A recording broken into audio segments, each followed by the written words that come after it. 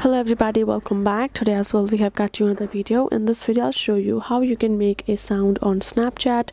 But before that, please make sure to like our video, subscribe our channel, and yes, without any further delay, let's get into it. So for that, all you have to do is first of all access your Snapchat app on your mobile phone. Afterwards, go ahead, simply tap on this particular capture icon for you to simply record a video for yourself. Once you're done, you will be able to find this kind of icons beside, right? All you have to do is simply choose this music icon. Right over here, you will be able to simply choose any sound, any music that you would prefer for your video, right? But if you would like to add your own, all you have to do is tap on this create sound option. And now tap on this upload from camera roll. That will simply open up your own gallery for you to choose a sound for you to add.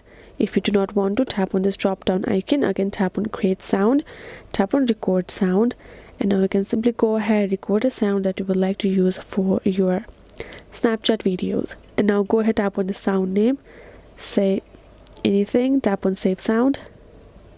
And again, if you would like to access a sound for you directly, all you have to do is tap on this my favorites and my sounds. You will be able to find your sound right over here. You can add it whenever you want. You can tap on this and now your sound will be added.